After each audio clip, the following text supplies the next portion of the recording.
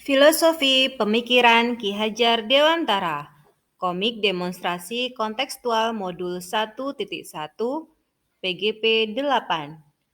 Pendidikan yang berpihak pada murid oleh Ibu Linda Rahmawati, CGP 8.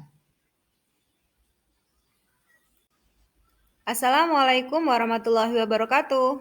Perkenalkan, nama saya Linda Rahmawati, guru di SDN Tanggul Wetan 04, Kabupaten Jember, CGP Angkatan 8. Pada kesempatan kali ini, saya akan berbagi demonstrasi kontekstual tentang filosofi pemikiran Ki Hajar Dewantara, pendidikan yang berpihak pada murid. Suatu hari yang cerah di SD Negeri Tanggul Wetan 4, Ibu Wati tidak sengaja mendengar percakapan seru siswa-siswi kelas 6 asuhan Pak Rofi. Hai Vina, Billy, Yado, sudah siap berpetualang bersama Pak Rofi hari ini?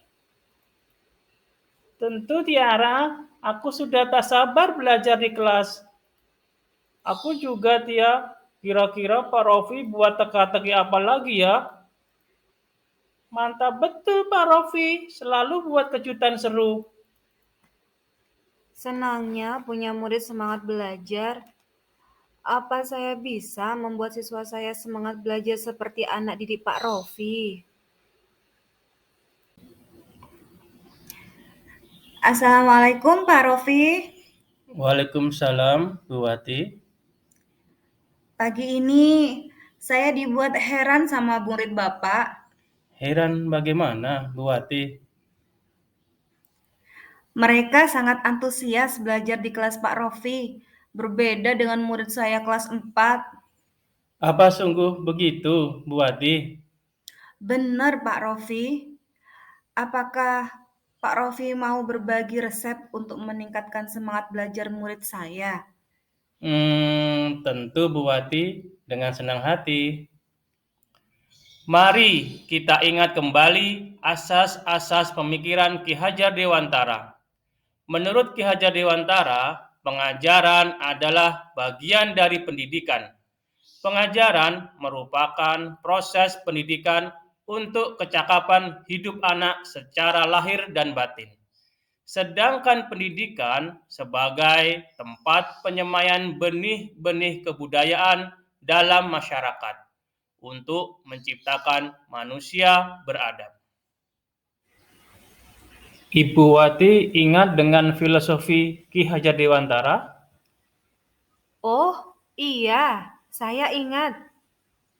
Ing ngarsa sung tulodo, ing madya mangun karsa, tut uri handayani.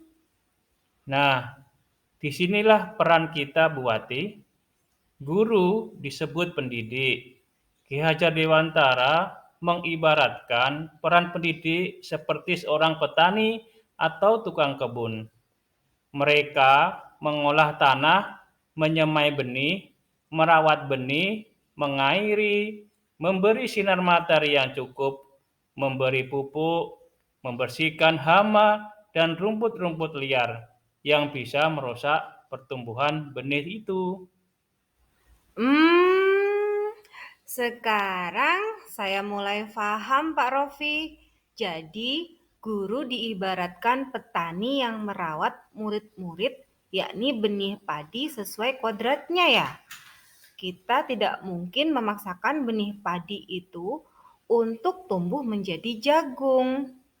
Sip, betul sekali Bu Wati. Selanjutnya, pendidik sebagai pamong yang memberikan tuntunan agar anak dapat menemukan kemerdekaannya dalam belajar.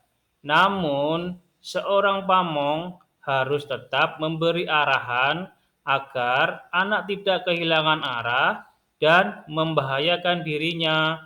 Saya setuju Pak Rofi. Sekarang zamannya sudah lebih canggih.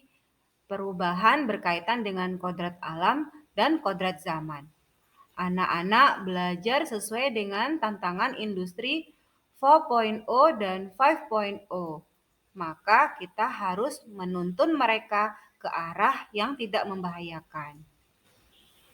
Lalu, bagaimana cara kita untuk membendung derasnya informasi di era ini? Banyak anak-anak meniru hal-hal yang tidak patut mereka contoh. Misalkan, meniru cara pergaulan bebas ala barat, mengkonsumsi obat-obatan terlarang, dan masih banyak yang lain. Dalam kekuatan sosiokultural, pendidikan bertujuan menuntun anak untuk menebalkan garis samar-samar agar dapat memperbaiki lakunya dan pertumbuhan kodratnya menjadi manusia seutuhnya. Jadi, pendidik harus tetap waspada dengan perkembangan zaman ini. Pendidik harus dapat menuntun murid untuk menjadikan potensi-potensi kultural Indonesia sebagai sumber belajar. Jadi, pendidik itu engarso sung tulodo, di depan sebagai teladan. Ing madya mangun karso, di tengah mampu menggali potensi dan minat. Tutwuri handayani, di belakang mampu mendorong murid-murid untuk selalu belajar dan maju. Tidak hanya itu, Pak. Menurut saya, kita juga harus mengajarkan bagaimana memiliki budi pekerti agar dapat mencegah dampak negatif dari perkembangan teknologi. Betul begitu, Pak Rofi? Betul, Bu Wati, saya setuju sekali. Selanjutnya, kita tidak boleh melupakan orang tua, karena di keluargalah pendidikan yang utama untuk membentuk budi pekerti murid-murid kita. Sepakat, Pak Rofi. Terima kasih ya, Pak Rofi. Hari ini saya banyak belajar tentang konsep pemikiran Bapak Ki Hajar Dewantara, bahwa pendidikan harus berpihak pada murid. Terima kasih kembali Bu Wati. Semoga apa yang Bu Wati harapkan pada murid-murid di kelas 4 dikabulkan oleh Allah. Amin. Amin.